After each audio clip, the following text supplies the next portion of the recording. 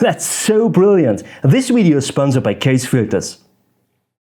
That's crazy! In fact, it's just a tiny difference in the workflow that determines if a photo will get just rubbish or a masterpiece. Just a tiny difference. Now, over the years, I took a lot of photographs that are not really worth showing to others because they were not good enough. But as soon as I changed my workflow a tiny bit, it changed everything for me. So that can really help you to bring also your photography from here to there.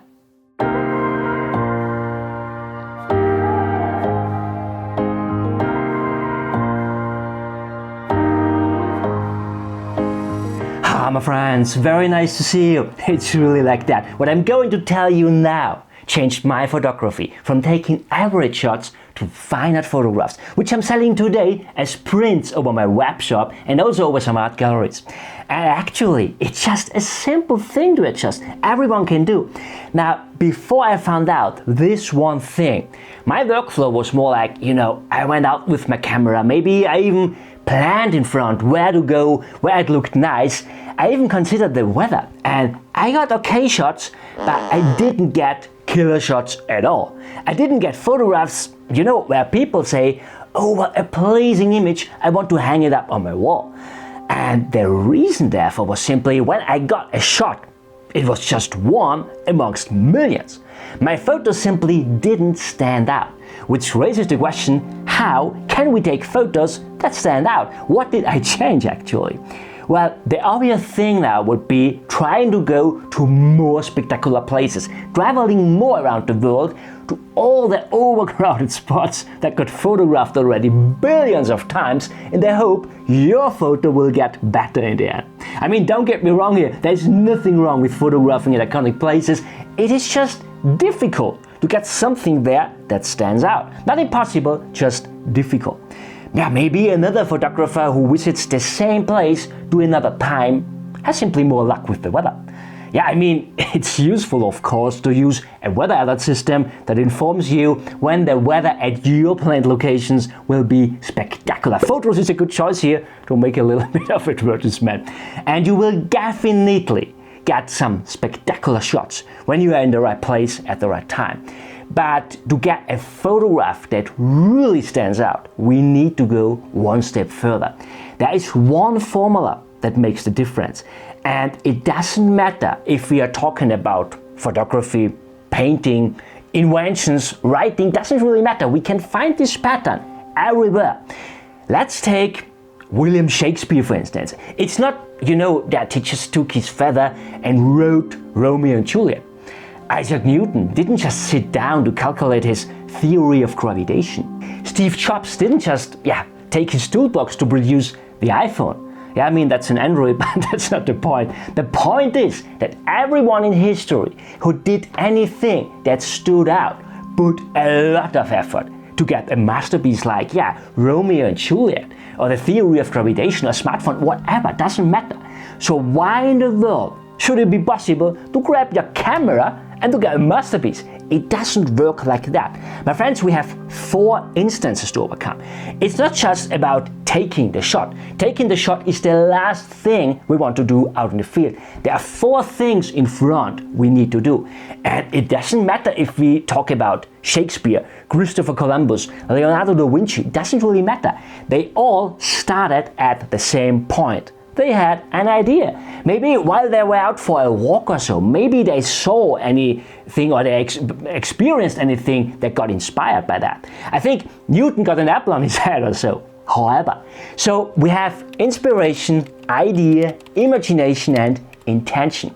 Before there is the action in there, the capture, the 4 I's if you want. Inspiration, idea, imagination, intention. The problem I see at most photographers, and I have to put my own hands up here, is, yes, I made this mistake for many years as well. The problem is that most photographers start here. They just capture their photo. I mean, there's nothing wrong with that actually. It's just not possible to get a fine art photograph by that. You simply can't get anything special by that. You just get an okay shot, nothing people would like to hang up on their walls. William Shakespeare didn't just write Romeo and Juliet, he got inspired. He had an idea which led to a vision, that's the imagination in that case, and bam, he started to write. It wouldn't have made much sense if he had just sat down and started to write, right? He needed the 4 eyes. Christopher Columbus, he didn't just set the sails, he had a clear vision. You can really take everyone who achieved anything big in history, they all had a vision. Nelson Mandela dreamed of a united South Africa. He had a clear vision of reconciliation between the people. His capture in the end was the release from prison and the first democratic election in South Africa. Michelangelo didn't just start to paint inside the Sistine Chapel. There was inspiration, idea, imagination, intention, and then he started the action. So how can we use that all for our photography? And I know exactly what you might think now, but Christian, where should I start? How should I get inspired? How could I get an idea? That's what you think, right? Now the problem is, if you're not used to this process of the 4 eyes, followed by the A if you want, it might be difficult to find a starting point. So my recommendation for you here now is start to think about the intention. What is the intention to take the photograph you want to take? Why do you want to take the photograph? There must be any reason therefore, right? Because the why will give you the answer to how you need to photograph it to achieve your intention. And we have to be careful here. If you really want to get a masterpiece in the end, the intention should not be something like getting as many likes or comments on your Instagram or selling your image as often as possible on your web shop. Because that is something we can't control, at least not directly. Yeah, it's the same, when I produce a video here on YouTube, I have a clear intention, and the intention is not to get a video that goes viral or that gets as many likes and comments as possible. I simply can't control that. What I can control instead is to get a video that is as useful as possible for as many photographers out there as possible. That's the intention for all of my videos. But if the algorithm will pick out my video in the end and push it viral, it's something I can't control. I just focus on what I can control. But we have to be careful here. A video tutorial is analytical content, so it can be useful. A finite photograph instead is seldom useful, as crazy as it might sound. It's creative content. It is more enjoyable and useful. It's simply not possible to create a piece of art that is enjoyable for everyone. So also, if you did everything right, at the end of the day, it's a question of taste. If someone will hang up one of your images on his wall. So the intention should not be something like getting as many likes or comments on Instagram or Facebook or so. The intention could be something like getting out an image that is enjoyable for yourself. I often try to photograph the soul of a place. That means I try to understand the place. I try to understand which elements are relevant in which order to tell the story about the place. I mean, that's my personal thing, that there is no wrong or right or something like that. And it's just my general intention. For each single photograph I take, I have a specific intention. In this image here, for instance, my intention was to show that tree here as a kind of monster with tentacles. In this one, I showed the grass-grown boulder with that stick as a kind of turtle snail or so. This is Dancing Ghost Tree. Yeah, I work a lot with symbolism, and this could be a good starting point to find your intention. In this image here, my intention was to convey mood with this spectacular light. I visited that spot already the day before. I had a clear vision in my mind before I went there next morning. For this image here, I had the vision already months before I took the shot. In the end, I just went there to capture my vision. I also have images which I planned already a year before or even longer, where I had a clear vision in my mind already for quite a long time. But having a vision doesn't necessarily need to be a long-term thing.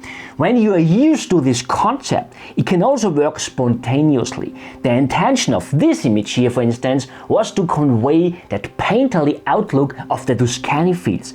It's really crazy, the landscapes there look like painted.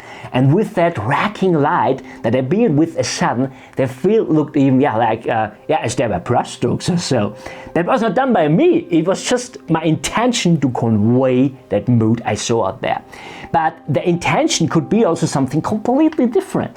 For me, the intention is often just to improve my photography. I think that is in general one of my biggest long-term goals, bringing me up to the highest level in photography, yeah, whatever that might be. Important is just to have an intention. That is what I would focus on. But we should also not forget about imagination. That's really an important skill in fine art photography that can help you to see compelling compositions even though the landscape looks boring at first sight. And I made already a comprehensive video about imagination. I will link it here for you. And friends, I hope you liked this video. If yes, share it with your friends. And thank you so much for watching. See you next time. Bye.